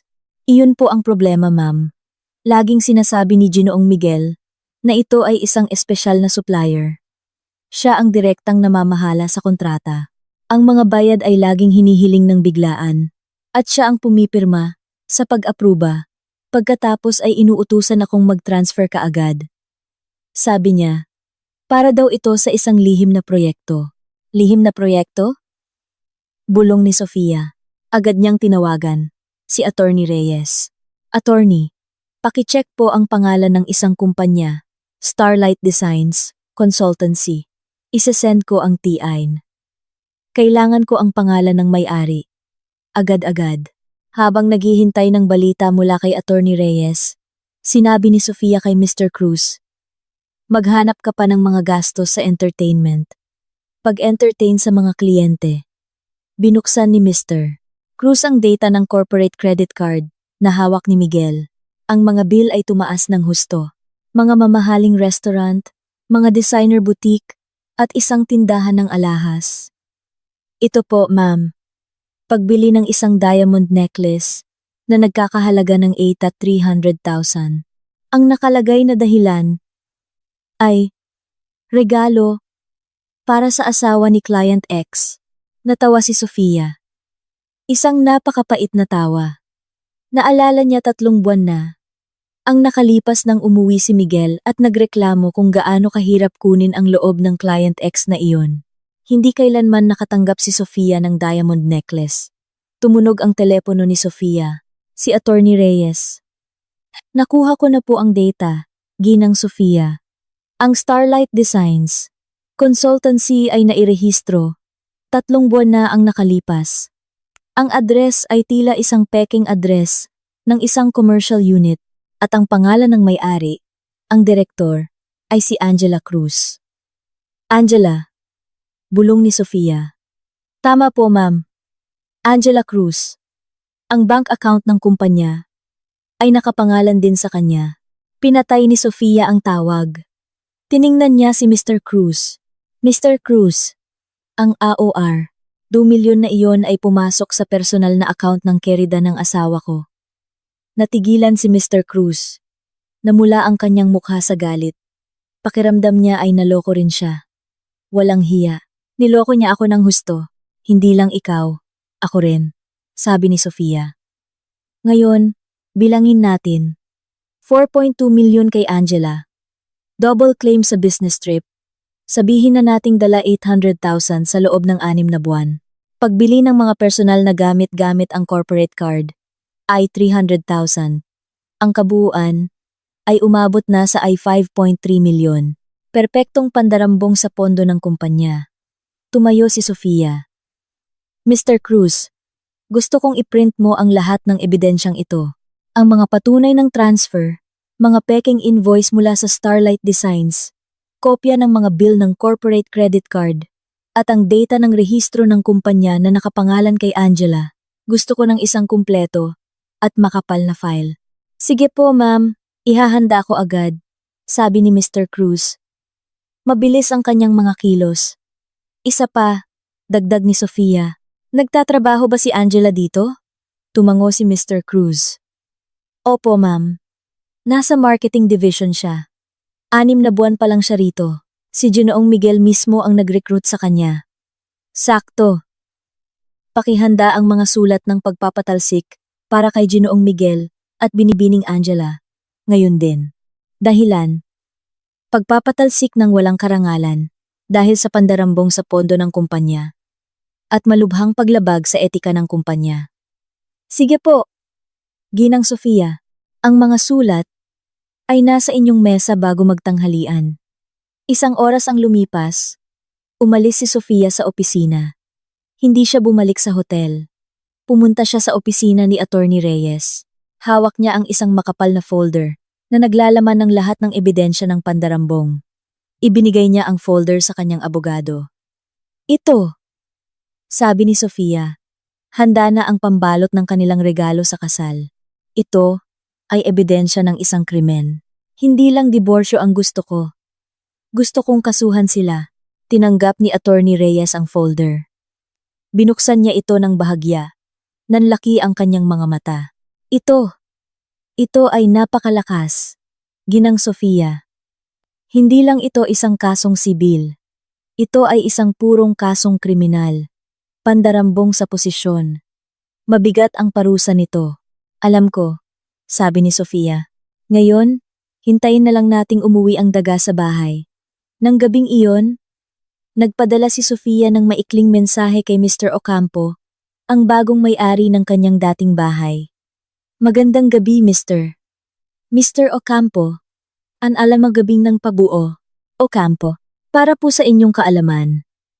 Posibleng may isang hindi inaasahang bisita na darating bukas sa bahay. Hindi niya alam na naibenta na ito. Pakiutos na lang po sa inyong security guard na huwag siyang papasukin. Wala na siyang anumang karapatan. Mabilis na sumagot si Mr. Ocampo. Ako na po ang bahala. Ginang Sofia. Huwag po kayong mag-alala. Inilapag ni Sofia ang kanyang telepono. Naibenta na niya ang bahay. Na-secure ang E50 million. Na-block ang mga credit card. At nakakolekta ng ebidensya ng isang krimen na nagkakahalaga ng higit sa E50 million. Hawak din niya ang isang E50 milyong life insurance policy bilang patunay ng tangkang pagpatay. Ang kanyang mga regalo ay maayos nang nakabalot. Ngayon, kailangan na lang niyang hintayin na dumating sina Miguel at Angela para kunin ang mga ito. Sabado ng tanghali, napakainit ng panahon sa Maynila. Isang taxi ang huminto sa tapat ng malaking gate ng bahay sa Acacia Avenue. Bumukas ang pinto sa likod. Unang lumabas si Miguel. Gusot ang kanyang mukha. Pabalang niyang isinara ang pinto ng taxi. Sa likod niya, hirap na bumaba si Angela. Hinihila ang kanyang malaking maleta habang nagrereklamo. Miguel, ang init. Bakit hindi tayo sinundo ng driver? Sabi mo may personal driver ka. Reklamo ni Angela. Ang kanyang mamahaling damit ay mukhang lukot. Anong klaseng honeymoon to? Uuwi tayong nag-iinitan. Tumahimik ka. Sigaw ni Miguel. Sakit ka sa ulo. Masama ang timpla ni Miguel. Ang kanyang 3 araw na honeymoon plan sa Palawan kasama si Angela, na sinabi niyang business trip sa Cebu kay Sofia ay naging isang sakuna sa huling araw. Ang kanyang corporate credit card ay na-decline nang babayaran na niya ang hotel bill. Ang kanyang personal na credit card na laging binabayaran ni Sofia ay na-decline din. Napilitan siyang ubusin ang lahat ng natitirang cash sa kanyang wallet at ang ipon ni Angela para bayaran ang bill. Kinailangan nilang umuwi sakay ng taxi mula sa airport. Nakakahiya. At si Sofia, ang kanyang asawa, ay kakaiba talaga. Nagpadala ng mensahe tungkol sa isang sorpresa, tapos hindi na makontak ang numero. Ang numero ni Aling Sonia at ng kanyang pamilya ay na-block din. Napabuntong hininga si Miguel. Malamang nagtatampo lang si Sofia. Lalambot din iyon pag uwi niya. Inihanda na niya ang sarili para harapin ang galit ni Sofia. Sasabihin niya, napilitan lang ako. Buntis si Angela. Kailangan mong tanggapin. Naglakad siya patungo sa gate. Kinuha ang remote sa kanyang bulsa. Pinindot niya ito. Walang reaksyon. Nanatiling sarado ang gate. Pinindot niya ulit ng paulit-ulit. Tahimik pa rin. Sira! Patay ang remote! Bulong ni Miguel. Sinipa niya ang bakal na gate. Security! Buksan mo ang gate! Sigaw niya. Sumilong si Angela sa ilalim ng isang maliit na puno. Pinapaypayan ang kanyang mukha. Miguel, ang tagal naman. Ayokong maghintay dito sa labas. Nakakahiya sa mga tao. Naglakad si Miguel patungo sa guardhouse. Ngunit nagulat siya. Ang guwardiya na nagbabantay ay hindi si Mang Lito na dati niyang inuutusan. Bago itong tao, matipuno at seryoso ang mukha. Buksan mo ang gate, sira ang remote ko. Utos ni Miguel na may kayabangan. Tumayo ang guwardiya. Paumanhin po, sir. Sino po ang hinahanap ninyo? Nanlaki ang mga mata ni Miguel. Sino ang hinahanap? Bahay ko to. Bago ka bang guwardiya? Buksan mo na ang gate. Paumanhin po ulit, sir. Sabi ng guwardiya. Matigas ang kanyang boses. Ang bahay na ito ay pag-aari ni Ginoong Ocampo. Na-turnover na po kahapon. Wala po kayo sa listahan ng mga bisita. Tila huminto ang pag-agos ng dugo ni Miguel. Ocampo? Sinong Ocampo? Bahay ko to. Bahay ni na Miguel at Sofia. Huwag kang magbiro. Sumusunod lang po ako sa utos, sir. Ang bahay na ito ay naibenta na po ng dating may-ari. Si Ginang Sofia. Ngayon po si Ginoong Ocampo na ang may-ari. Umalis na po kayo bago ako tumawag ng security ng subdivision. Naibenta? Tumaas ang boses ni Miguel. Imposible! Sinungaling! Hindi maglalakas loob si Sofia. Naibenta ang bahay na ito nang wala ang permiso ko. Narinig iyon ni Angela at agad na tumakbo palapit. Iniwan niya ang kanyang maleta. Anong ibig sabihin ng naibenta? Di ba bahay natin to, Miguel? Sabi mo bahay mo to. Nagpanik si Miguel. Kinakalampag niya ang bakal na gate gamit ang kanyang mga kamay. Sofia! Sofia! Lumabas ka. Huwag kang magbiro ng ganito, Sofia. Lumabas ka! Bumukas ang pangunahing pinto ng marangyang bahay. Ngunit hindi si Sofia ang lumabas. Isang lalaking maayos ang pananamit. Marahil isang personal assistant. Ang lumakad palapit sa gate. Tiningnan niya sina Miguel at Angela nang malamig. Anong gulo ito? Tanong niya. Sino ka? Nasaan ang asawa ko? Si Sofia. Sigaw ni Miguel. Ako po ang assistant ni Ginoong Ocampo. Ang bagong may-ari ng bahay na ito, sagot ng lalaki. Ibinigay na po ni Ginang Sofia ang mga susi kahapon. Wala na pong laman ng bahay. Sino po kayo? Kung hindi po kayo aalis, tatawag ako ng pulis. Dahil sa paggulo sa pribadong ari-arian. Sinungaling. Kasinungalingan to. Sumisigaw na si Miguel. Sinubukan niyang akyatin ang gate. Ngunit agad siyang hinila pababa ng guwardiya. Napaupo si Angela sa mainit na aspalto. Ang kanyang makeup ay kumalat dahil sa pawis at mga luhang nagsimulang tumulo. Miguel, totoo bang naibenta na? Saan na tayo titira? Nagsinungaling ka sa akin, Miguel. Sabi mo mayaman ka. Sabi mo magiging donya ako dito. Manloloko ka pala. Tumahimik ka. Sigaw ni Miguel sa pagkabigo. Sa sandaling iyon, isang van ang huminto sa likod ng kanilang taxi. Bumukas ang pinto. Bumaba si Aling Sonia, ang kapatid ni Miguel, at ilang tiyuhin. Dumating sila na may masayang mukha, na nagbabalak na palakasin ang loob ni na Miguel at Angela kapag nakaharap na si Sofia. Plano nilang pilitin si Sofia, na tanggapin si Angela bilang kanyang karibal. Ngunit ang nakita nila ay isang magulong eksena. Si Miguel ay gusot at galit, nakikipagtalo sa guwardiya. Si Angela ay umiiyak, nang malakas sa gilid ng kalsada, sa tabi ng mga nakabukas na maleta. Miguel, anong nangyayari? Sigaw ni Aling Sonia, habang tumatakbo palapit. Bakit kayo nasa labas? Bakit umiiyak si Angela sa kalsada? Lumingon si Miguel sa kanyang ina. Pulang-pula ang kanyang mga mata. Nay! Ang bahay na to. Naibenta na. Ano? Napasigaw si Aling Sonia. Naibenta? Imposible! Sino ang nagbenta? Si Sofia! Sino pa ba? Umungol si Miguel.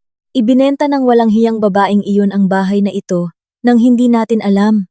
Ang dating mayabang na mukha ni Aling Sonia ay biglang namutla. Naibenta? Ang i-50 milyong bahay na ito? Paano? Hindi ba't sa inyong dalawa ito? Hindi ko alam, Nay. Hindi ko alam. Sinuntok ni Miguel ang poste ng gate. Masakit ang kanyang kamay, ngunit mas masakit ang kanyang puso. Ang hiya, galit, at pagkalito ay naghahalo. Silang lahat ngayon ay nakatayo sa gilid ng kalsada, isang grupo ng mga mayayaman, na ngayon ay mukhang mga palaboy. Si Miguel, si Angela, si Aling Sonia, at ang buong pamilya ay tahimik na nakatingin sa gate ng marangyang bahay, na ngayon ay sarado na para sa kanila. Kalalabas lang nilang mawalan ng kanilang pinakamalaking ari-arian. Patuloy na nagrereklamo si Angela. Wala akong pakialam, Miguel. Gusto ko ang bahay na ito. Kailangan mong palitan ito. Buntis ako. Anak mo to. Ayokong maghirap. Tumahimik ka. Pwede bang tumahimik ka? Sigaw ni Aling Sonia kay Angela. Kasalanan mo tong lahat. Kung hindi ka nabuntis, hindi kailangang magmadali si Miguel. Napakasalan ka. Kaya nagalit si Sofia. Aba, bakit ako ang sinisisi nyo? Kayo rin naman ang sumuporta. Kayo ang nagsabing baog si Sofia. Ganti ni Angela. Ayaw magpatalo. Sa gitna ng kaguluhan, napaupo si Miguel ng matamlay sa gilid ng kalsada sa tabi ni Angela. Hawak niya ang kanyang ulo na parang sasabog. Wala na. Nawala na ang kanyang bahay. Wala siyang pera. Nakablock ang mga credit card. At ngayon ay kasama niya ang isang hysterikal na bagong asawa. At isang ina na sinisisi siya. Ang hindi niya alam, ito ay simula pa lamang ng kanyang bangungot.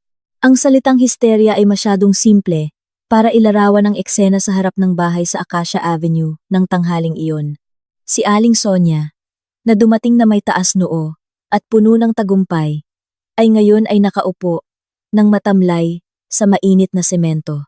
Maputla ang kanyang mukha at ang kanyang bibig ay bumubulong-bulong. Wala na lahat. Ang 150 milyong bahay. Si Angela, sa kabilang banda, ay mula sa pag-iyak, na parang bata, ay naging isang ganap na pagsabog. Tumayo siya, at sinipa ang maleta ni Miguel. Manloloko. Sabi mo mayaman ka. Sabi mo magiging donya ako. Ito pala, pinalayas tayo sa sarili nating bahay. Wala ka palang sariling bahay. Miguel, niloko mo ako. Tumahimik ka. Sigaw ni Aling Sonia. Biglang bumalik ang lakas. Tumayo siya at itinuro ang mukha ni Angela. Kasalanan mo tong lahat, babaeng Makati. Kung hindi mo inakit ang anak ko, hindi magagalit ng ganito si Sofia. Malas ka. Bakit ako ang sinisisi nyo? Sumigaw pabalik si Angela. Wala nang pakialam sa kanyang imahe. Kayo naman ang pinakamasigasig na ipareha ako kay Miguel. Kayo ang nagsabing baog si Sofia. Kayo ang nagsabing ako ang ideal na manugang dahil fertile ako. Ngayon, ako ang sinisisi nyo? Pare-pareho lang kayong mukhang pera. Walang hiya ka. Miguel, ipagtanggol mo naman ako. Hinila-hila ni Angela ang damit ni Miguel. Nakatayo siyang naninigas. Nakatingin sa saradong gate. Ang kanyang isip ay umiikot ng 1,000 milya kada oras. Ibinenta ni Sofia ang bahay. Iyon ay katotohanan. Imposibleng makapasok siya. Ang guwardiya at ang assistant kanina ay mukhang seryoso. Kailangan niyang umalis dito. Nakakahiya. Ilang mga sasakyan ng kapitbahay na dumadaan ay bumabagal. Ang mga pasahero ay tumitingin ng may pag-uusisa. Nakakahiya ito. Siya si Miguel, nakilala bilang isang matagumpay na batang ehekutibo. Ngayon ay nakatayo sa gilid ng kalsada na parang palaboy. Napapaligiran ng isang histerikal, na bagong asawa, at isang galit na ina. Pera, Kailangan niya ng pera. Kailangan niyang dalhin sila sa isang hotel o sa apartment ni Angela. Oo, sa apartment. Kahit papaano ay mayroon silang masisilungan. Ngunit para makapunta doon, kailangan niya ng pera. Kailangan niyang mag-book ng taxi. Kinuha ni Miguel ang kanyang bulsa. Manipis ang kanyang wallet. Ilang piraso na lang ng 1,000 piso ang natitira. Ang natirang cash na kinuha niya bago umalis para sa honeymoon. Hindi ito sapat para magbayad ng hotel. Kahit para sa taxi ay kulang. Naka-block ang kanyang mga credit card. Ibig sabihin, kumilos na si Sofia, ngunit mayroon pa silang joint account. Ang account na laging nilalagyan ni Sofia ng pondo para sa mga gastusin sa bahay. May natitira pang 11,000 doon. Naaalala niya, imposibleng maging ganoon katanga si Sofia na ubusin ang joint account. Pera nilang dalawa iyon. Gamit ang bahagyang nanginginig na kamay. Inilabas ni Miguel ang kanyang telepono. Binaliwala niya ang mga sigawan ni na Angela at Aling Sonia. Binuksan niya ang kanyang mobile banking app. Hinanap ang icon ng kanilang joint account. Inilagay niya ang kanyang password. Kumakabog ang kanyang dibdib. Bumukas ang app. Pinindot niya ang menu ng balance inquiry. Nagpakita ang screen ng mga numero. Mga numerong nagpasuka sa kanya. Balance. 0.00 ubos. Isang malaking zero. Imposible. Bulong ni Miguel. Pinindot niya ang refresh button. Pareho pa rin ang resulta. Lumabas siya ng app at pumasok ulit. Pareho pa rin. Zero. At naalala niya, hindi ito system error. Sinadya ito. Inubos ni Sofia ang account na iyon. Nagsimulang mamasa ang malamig na pawis sa noo ni Miguel, kahit na napakainit ng panahon.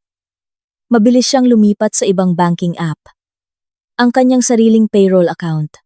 Ang account kung saan pumapasok ang kanyang sahod. Bilang manager, binuksan niya ito. Balance. Ali 15,000. Ali 15,000 na lang ang natitira. Kakapasok lang ng sahod niya noong nakaraang linggo. Ngunit naubos ito sa pagwawaldas sa Palawan, bago nagkaproblema ang kanyang credit card. Akala niya ay pwede niyang gamitin ang corporate card. Tulad ng dati, bangkarote na siya. Wala siyang bahay. Wala siyang pera. Miguel! Niyugyug siya ni Angela. Punta na tayo sa apartment ko. Yung binili mo para sa akin. Ayoko na dito. Apartment. Diyos ko. Apartment. Para silang mga pulubi. Binuksan niya ang isang ride-hailing app. Sakto nang pipindutin na niya ang book button, isang motorsiklo ang huminto sa harap nila. Isang courier na nakasuot ng berdeng jacket ang bumaba. Dala ang isang malaking kahon na napakaganda ng pagkakabalot. Isang silver metallic na pambalot na may malaking itim na satin na ribbon napakarangya. Excuse me. Package para po kay Ginoong Miguel at Ginang Angela. Tanong ng courier. Binabasa ang label sa ibabaw ng kahon. Sabay-sabay na lumingon sina Miguel, Angela, at Aling Sonia. Natahimik sila. Ginang Angela, ulit ng courier. Ako po. Nag-aalangang sumagot si Angela. Humakbang pasulong. Tama po. Ginoong Miguel at Ginang Angela. Dito po ang address. Acacia Avenue. No. 1. Pakipirma na lang po. Sabi ng courier. Inabot ang kanyang telepono. Matigas na pumirma si Miguel. Ibinigay ng courier ang malaking kahon, na medyo mabigat pala, sa mga kamay ni Miguel, at mabilis na umalis. Ngayon, silang tatlo, kasama ang iba pang pamilya, ay nakatayo sa gilid ng kalsada, nakatingin sa isang marangyang kahon ng regalo. Kanino galing? Tanong ng kapatid ni Miguel, na kanina patahimik. Nakita ni Angela ang isang maliit na card na nakatali sa ribbon. Kinuha niya ito. May sulat kamay na napaka-elegante. Sulat kamay ni Sofia. Anong laman yan? Tanong ni Aling Sonia. Naghihinala. Baka naman dumi o bomba ang laman. Imposible. Nay, sabi ni Miguel. Ngunit kinakabahan din siya. Binasa ni Angela nang malakas ang nakasulat sa card. Nanginginig ang kanyang boses. Congratulations sa inyong kasal. Unang regalo sa kasal. Pakibuksan. Regalo mula kay Sofia. Pagkatapos ng lahat ng nangyari, tila napakamali nito. Baka nagsisisi na siya, sabi ni Angela. Biglang nagningning ang kanyang mga mata. Baka alahas o tseke ang laman. Narealize niyang mali ang pagbenta niya sa bahay. Kaya binibigyan niya tayo ng danyos. Buksan mo, utos ni Aling Sonia. Ang kanyang kasakiman ay nanaig sa kanyang paghihinala. Gamit ang nanginginig pa ring kamay, inilagay ni Miguel ang kahon sa ibabaw ng isang maleta. Hinila niya ang itim na satin na ribbon. Madaling natanggal ang ribbon. Pinunit niya ang mamahaling silver na pambalot.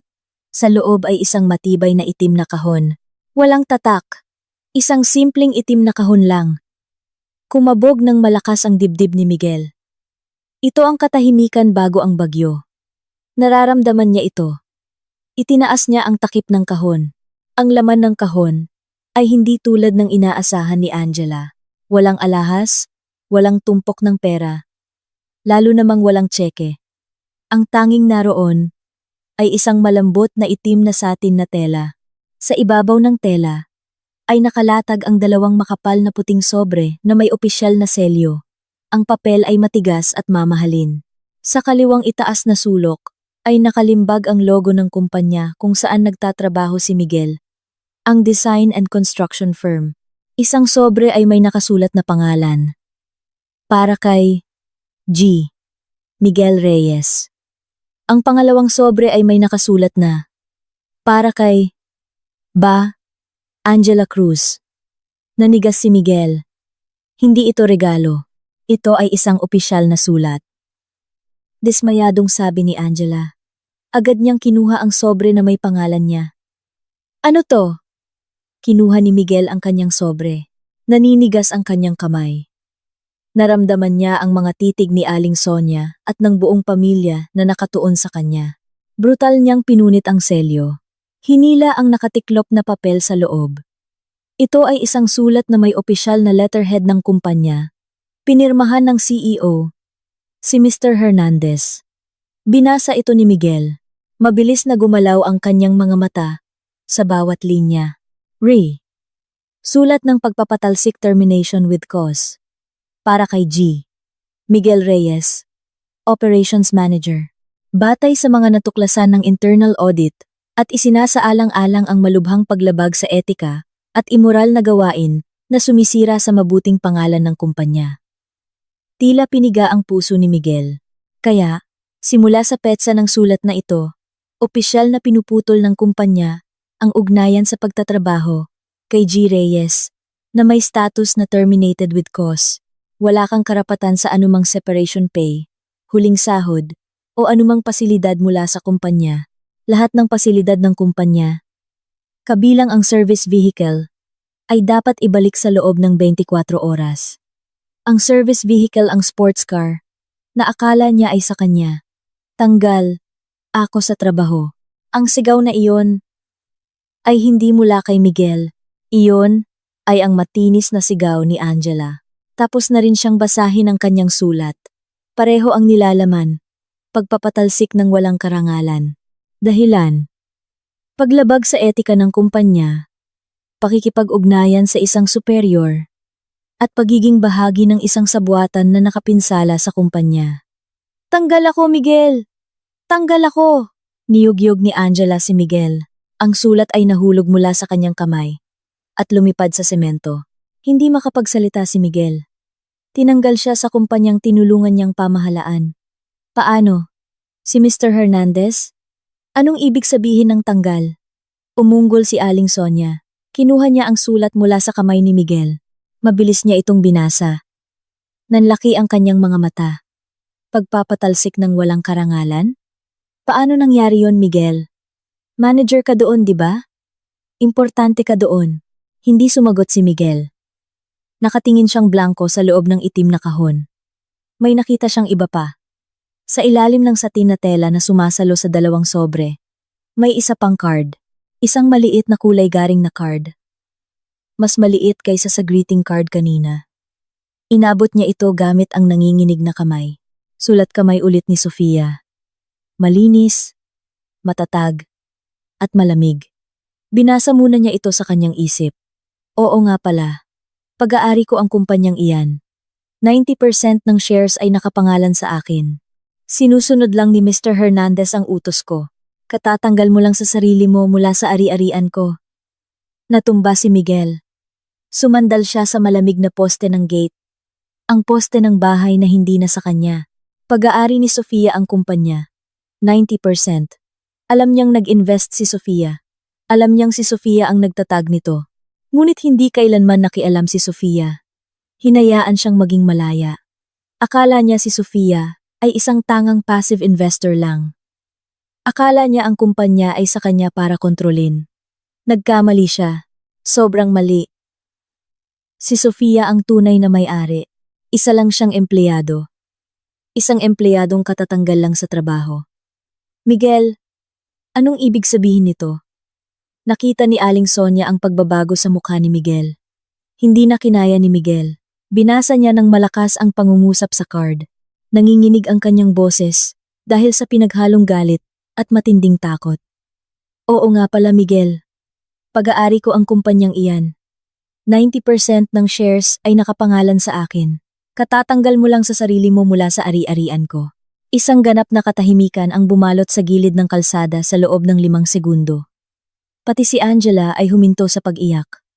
Pagkatapos ay ipinagpatuloy ni Miguel ang pagbasa. Sa huling linya sa card. Pero, huwag kang mag-alala. Hindi pa dumarating ang pangunahing regalo. Blag, yun ang tunog ng katawan ni Aling Sonia na bumagsak sa semento. Hinimatay siya. Nakapikit ang kanyang mga mata. Ang kanyang mukha ay maputla na parang bangkay.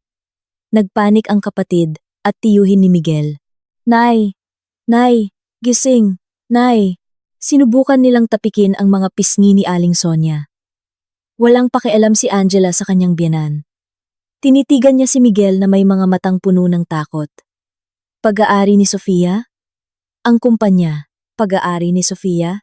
Kaya ang sahod mo, ang kotse mo, lahat galing kay Sofia. Hindi sumagot si Miguel. Kinuyom niya ang card sa kanyang kamay. Wala kang kahit ano. Muling sumigaw si Angela. Basag na ang kanyang boses. Mahirap ka.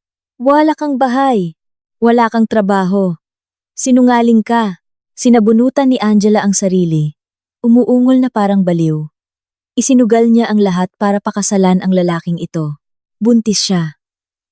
At ngayon nalaman niyang wala palang kahit ano ang lalaking ito. Tinanggal siya sa trabaho. Hindi siya makakatanggap ng anumang benepisyo. Natrap siya. Hindi pa dumarating ang pangunahing regalo. Bulong ni Miguel sa sarili. Ang pangungusap na iyon ay umalingaw-ngaw sa kanyang isipan. Nakita niya ang kanyang inang hinimatay sa aspalto. Nakita niya ang kanyang bagong asawa na histerikal. Nakita niya ang natitirang pamilya na nakatingin sa kanya nang may pagkalito at takot. Nawala ang uan 50 milyong bahay. Nawala ang uan 500,000 sa joint account. Na-block ang mga credit card. Nawala ang trabahong may daan-daang libong sahod. Kukunin ang sports car. Tinanggal siya nang walang karangalan. At sinabi ni Sofia na hindi pa dumarating ang pangunahing regalo. Isang dalisay at malamig na takot ang gumapang sa gulugod ni Miguel. Ano pa? Ano pa ang mas malala kaysa dito? Umabot na sa sukdulan ang kaguluhan sa gilid ng kalsada. Si Aling Sonia ay nakahandusay at hinimatay, pinalilibutan ng kanyang nagpapanik na pamilya. Si Angela, sa kabilang dako, ay mula sa histerikal na pag-iyak, ay naging isang desperadong pagsigaw. Ang kanyang buhok na dating maayos, ay ngayon ay gusot na. Ang kanyang make-up ay ganap ng kumalat, nagpapakita ng isang namamaga at puno ng puot na mukha. Paulit-ulit niyang pinaghahampas ang dibdib ni Miguel. Sinungaling ka! Manloloko! Sabi mo bubuhayin mo ako sa yaman.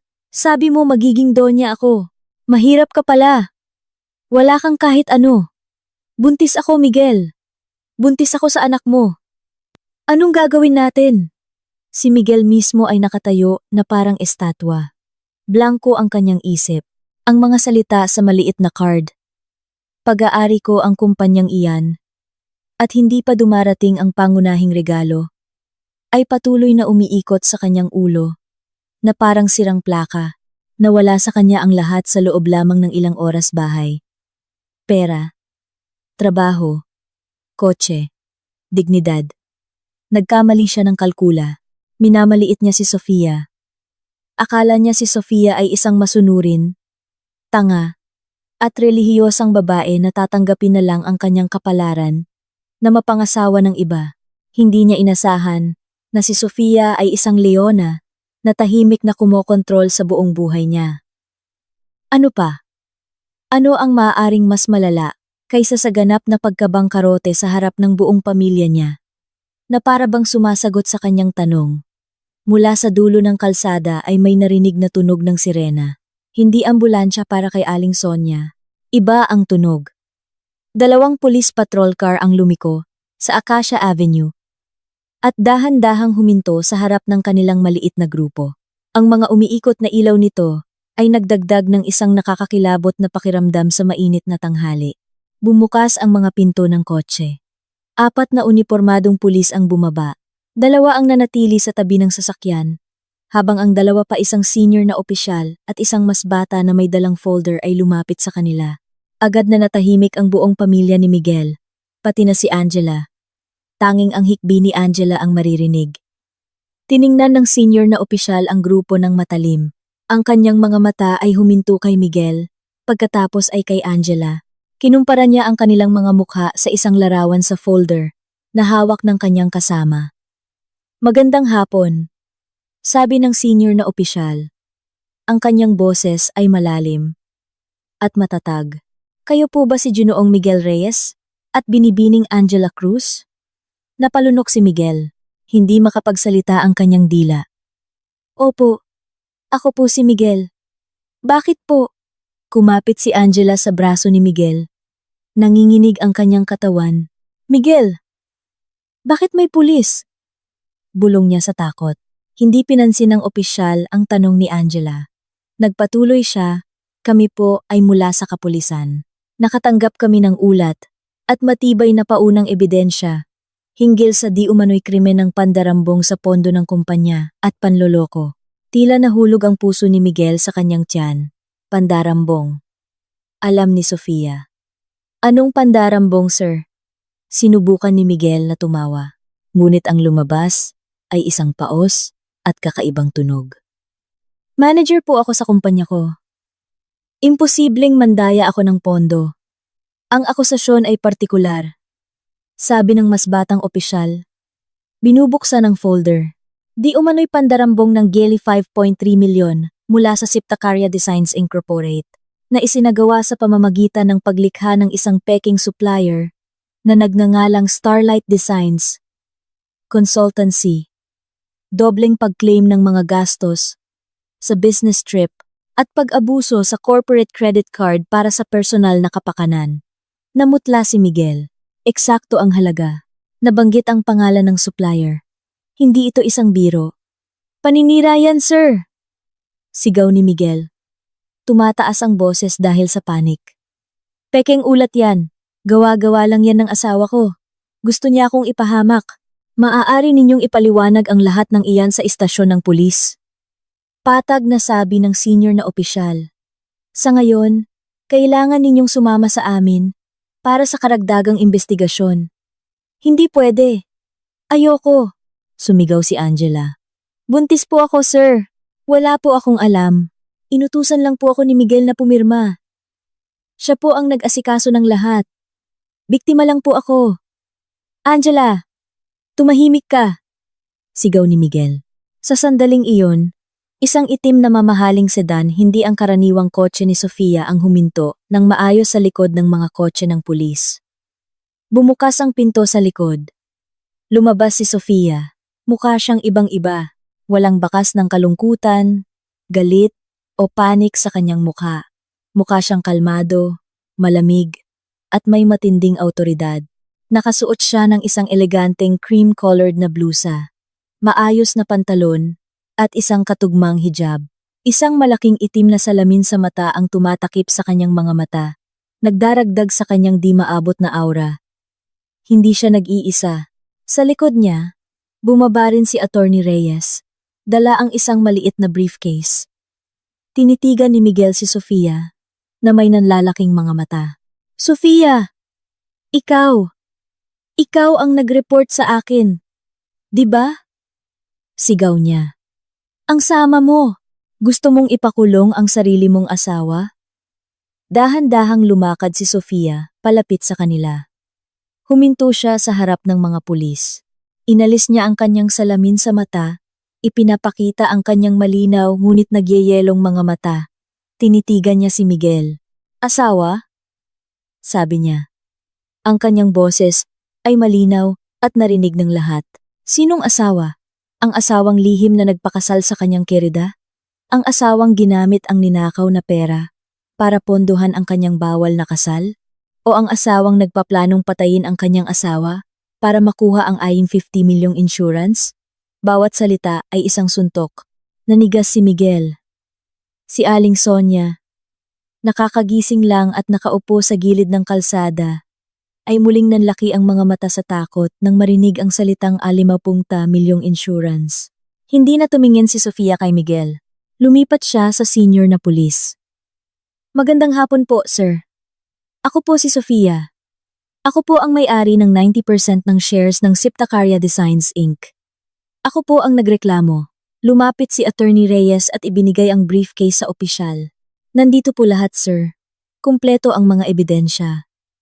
Ang mga patunay ng transfer sa account ng Starlight Designs. Ang mga papeles ng pagpapatayo ng Starlight Designs na nakapangalan kay Bibi Angela Cruz. Mga peking invoice na pinirmahan ni G. Miguel, mga patunay ng dobling pag-claim sa business trip, at mga kopya ng corporate credit card bills na naglalaman ng mga personal na pagbili. Lahat po ay na-audit na namin. Tinanggap ng opisyal ang briefcase at binuksan ito ng bahagya. Nakita niya ang isang tumpok ng maayos at organisadong mga dokumento. Tumango siya. Sobra pa sa sapat ito. Dalhin na sila. Hindi! Nagwala si Miguel. Alam niyang ito na ang katapusan.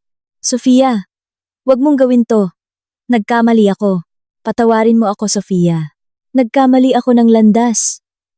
Bigyan mo ako ng isa pang pagkakataon. Wag mo akong ipakulong. Pagkakataon? Mahinang tumawa si Sofia. Isang tawang walang kagalakan. Ubos na ang pagkakataon mo, Miguel. Noong niloko mo ako. Noong nagsabwatan ka kasama ang nanay mo, at noong pumirma ka sa life insurance policy na nakapangalan sa akin. Pagkatapos, ay tiningnan ni Sofia si Angela, na ngayon ay tahimik na umiiyak. Nanginginig ang kanyang katawan. At ikaw, binibining Angela, nagpakasasa ka sa perang ninakaw, nagtayo ng peking kumpanya sa pangalan mo, at naging benepisyaryo ng isang ianan 50 milyong insurance policy. Ang pagbubuntis mo ay hindi ka maililigtas sa batas. Kumilos ang dalawang iba pang pulis. Isang humawak sa braso ni Miguel, ang isa pa, kay Angela. Bitawan niyo ako! Nagpumiglas si Miguel. Ang kanyang takot ay naging bulag na galit. Hinila niya ang kanyang kamay mula sa pagkakahawak ng pulis at lumundag patungo kay Sofia. Kasalanan mo, tong lahat. Babaeng walang hiya. Kung hindi kita maaangkin, walang sinuman, ang PWE, papatayin kita. Mabilis ang kanyang kilos.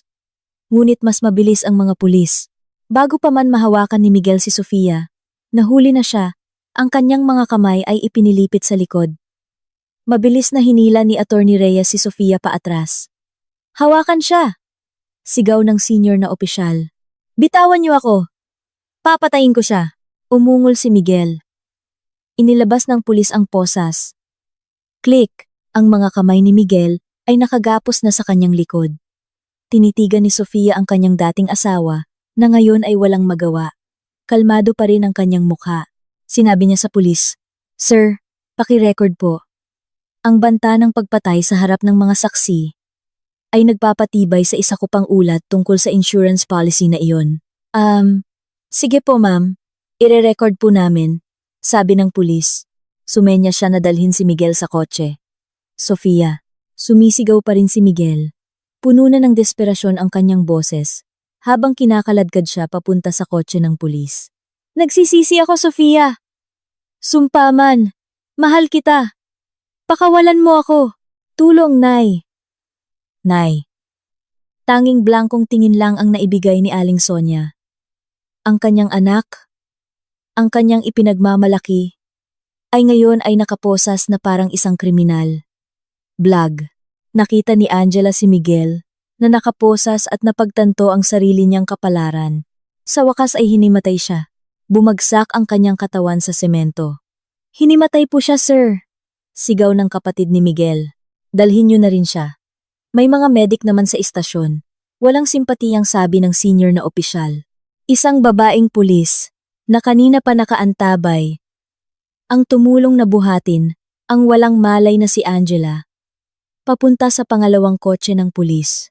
Isinara ang mga pinto ng dalawang kotse ng pulis. Muling binuksan ang mga sirena. Dahan-dahan silang umalis. Dala ang sumisigaw na si Miguel at ang walang malay na si Angela, papalayo sa Acacia Avenue. Nakatayo si Sofia, huminga ng malalim. Ang pangunahing regalo ay naipadala na. Si Aling Sonia, gamit ang natitirang lakas, ay gumapang sa aspalto.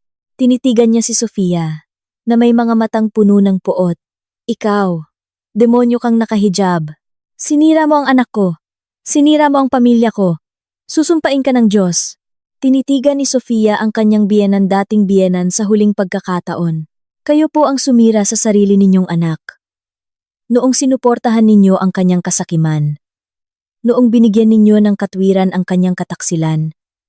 Noong sumayaw kayo sa aking pagdurusa, kung ano ang inyong itinanim, iyon din ang inyong aanihin. Tumalikod si Sofia. Isinuot muli ang kanyang salamin sa mata. Pumasok siya sa kanyang marangyang kotse. Sumunod si Attorney Reyes. Umalis ang kotse ng tahimik. Iniwan si Aling Sonia na nagwawala sa mainit na semento. Pinalilibutan ng umiiyak na pamilya na puno ng hiya at pagkawasak. Tapos na ang laro. Nanalo si Sofia. Naging mabilis at walang awa ang proseso ng batas. Ang mga ebidensyang isinumite ni Sofia ay masyadong matibay para pabulaanan. Ang mga dokumentong inihanda ni na Attorney Reyes at Mr. Cruz ay napaka-organisado. Ipinapakita ang isang hindi mapuputol na digital at financial trail.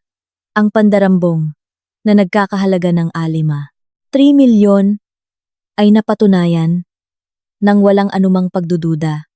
Sinubukan ni Miguel na umiwas. Sinisi niya si Angela. Sinabi niyang natrap siya. Sinabi niyang si Angela ang nang-akit at namamahala sa pananalapi ng Starlight Designs. Ngunit ang kanyang mga pahayag ay pinabulaanan ng kanyang pirma na nasa bawat peking invoice at request for funds. Si Angela naman ay sinubukang gamitin ang kanyang pagbubuntis para makakuha ng simpatya. Inamin niyang biktima siya. Pinilit ni Miguel na pumirma sa mga dokumentong hindi niya naiintindihan. Ngunit ang bank account ng Starlight Designs na naglalaman ng milyon-milyong piso ay nakapangalan sa kanya. At napatunayan siyang aktibong nag-withdraw ng pera mula sa account para bumili ng mga mamahaling gamit. Pagkatapos ng isang nakakapagod na paglilitis, hinampas ng hukom ang kanyang gavel. Ang katarungan ay naipatupad. Si Miguel ay napatunayang nagkasala bilang utak ng pandarambong sa posisyon. Hinatulan siya ng 5 taong pagkakakulong. Ang banta ng pagpatay na isinigaw niya sa harap ng mga pulis at ang 50 milyong life insurance policy na ginawa niya sa pangalan ni Sofia ay naging mga salik na nagpabigat sa kanyang sentensya. Nakita siya ng hukom bilang isang mapanganib na individual na may planadong masamang intensyon. Si Angela ay napatunayan ding nagkasala. Ang kanyang papel bilang kasabwat na nakinabang sa krimen ay napatunayan. Hinatulan siya ng 3 taong pagkakakulong. Ang kanyang pagbubuntis ay hindi nagpalaya sa kanya. Tanging tiniyak lamang na siya ay manganganak sa loob ng bilangguan na may mga pasilidad medikal ng kulungan. Ang karma ay hindi tumigil doon. Si Aling Sonia ang pinakanasaktan. Ang kanyang kaisa-isang anak, ang kanyang ipinagmamalaki, ay isa ng bilanggo Nawala sa kanya ang kanyang pangunahing pinagkukunan ng kita. Ang malaking pamilya na dating pumupuri sa kanya ay ngayon ay lumalayo na. Nahihiya sila at ayaw madamay sa kahihiyan ng pamilya. Kumalat ang balita tungkol sa kaso sa kanilang komunidad, kaya hindi na naglakas loob si Aling Sonia na lumabas ng bahay para mabayaran ang mahal na abogado ni Miguel, na sa huli ay natalo ring napilitan siyang ibenta ang sarili niyang bahay.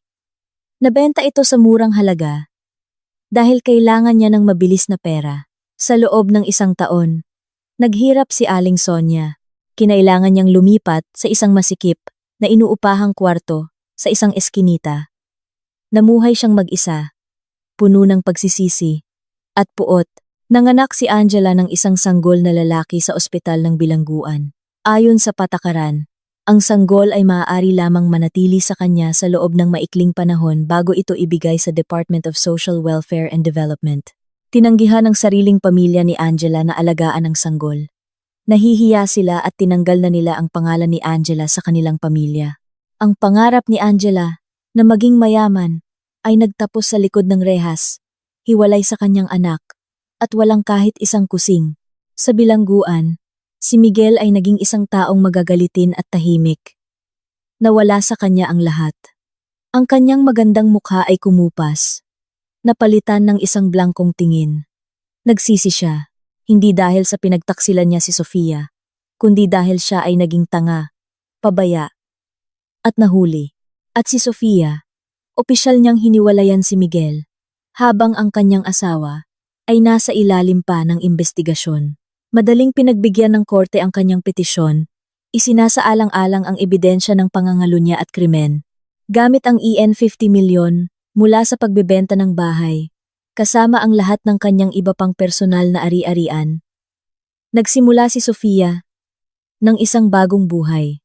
Ayaw na niyang magkaroon ng anumang kaugnayan sa kumpanya ng konstruksyon na nagpapaalala sa kanya ng kataksilan. Ibinenta niya ang Siptacaria Designs Incorporate kay Mr. Hernandez at sa ilang iba pang mamumuhunan. Nagpasya si Sofia na gamitin ang kanyang lakas para sa isang mas malaking layunin. 2 taon ang lumipas. Sa isang marangyang ballroom ng hotel sa Maynila, nakatayo si Sofia sa entablado. Mukha siyang elegante at nagniningning. Ang kanyang kulay langit na hijab ay tumutugma sa kanyang damit. Hindi na siya mukhang malamig. Ang kanyang mga mata ngayon ay nagpapakita ng init at tiwala sa sarili. Nagsasalita siya sa harap ng daan-daang mga panauhin sa opisyal na paglulunsad ng Fundasyon Ilaw ni Sofia. Ang kataksilan ay isang lason. Sabi niya, ang kanyang boses ay kalmado at umalingaw-ngaw. Maaari itong pumatay sa atin mula sa loob, ngunit maaari rin itong maging gamot. Kung pipiliin nating huwag mamatay, maaari nitong pilitin tayong makita ang ating sariling halaga. Ngayon, nakatayo ako rito, hindi bilang isang biktima. Nakatayo ako bilang isang survivor na piniling gawing lakas ang lason na iyon. Dumagundong ang palakpakan. Ang Fundasyon Ilaw ni Sofia ay isang non-profit na organisasyon na kanyang itinatag. Ganap na pinondohan ng kanyang personal na yaman. Ang layunin nito ay magbigay ng legal na tulong, proteksyon, at pagsasanay sa pinansyal na kasarinlan para sa mga kababaihang biktima ng karahasan sa tahanan at panluloko sa pananalapi. Pagkatapos ng kaganapan, lumapit sa kanya ang kanyang personal na assistant, si Cindy, ang kanyang dating kasamahan, na ngayon ay kanyang kinuha. Ate Sofia, napakalaking tagumpay ng event. Maraming donor ang agad na nag-sign up. Nga pala, may maliit na balita kanina. Anong balita? Tanong ni Sofia habang tinatanggap ang isang tasa ng mainit na tsaa. Tapos na po ang huling subasta sa inuupahang bahay ni Aling Sonia. Pinalayas po siya dahil hindi na makabayad ng upa. Ang balita ngayon, nakikitira siya sa isang malayong kamag-anak. Tinatrato na parang katulong. Patag na ulat ni Cindy. At si Angela, tinanggihan po ng hukom ang kanyang parole application. Hindi pa raw po siya nagpapakita ng pagsisisi. Natahimik si Sofia sandali. Tumingin siya sa bintana. Pinagmamasdan ang papalubog na araw sa Maynila. Walang kasiyahan. Wala ring awa. Ang tanging naroon ay isang neutral na pakiramdam. Ang katarungan ng sansinukob ay umiral na. Inani na nilang lahat ang kanilang itinanim. Sige, sa wakas ay sabi ni Sofia, lumingon mula sa bintana, ngumiti kay Cindy. Hayaan na natin ang balitang iyan. Marami pa tayong trabaho. Paki-set up ng meeting sa ating legal team. May bago tayong kliyente na nangangailangan ng tulong natin. Lumakad si Sofia palayo sa ballroom. Pinalilibutan ng mga taong gumagalang sa kanya. Nawalan siya ng isang taksil na asawa. Ngunit natagpuan niya muli ang kanyang sarili. Malaya siya, mayaman siya, at ang pinakamahalaga, ginawa niyang liwanag para sa iba ang kanyang mga sugat. Iyon ang pinakamagandang karma. At ang pinakakasiya siyang pagtatapos ng kuwento. Salamat sa pakikinig sa kuwentong ito. Hanggang sa wakas. Huwag kalimutang mag-like at mag-subscribe para mas lumago pa ang channel na ito at makapaghatid ng mas maraming kawili-wiling kwento. Hanggang sa susunod na kabanata.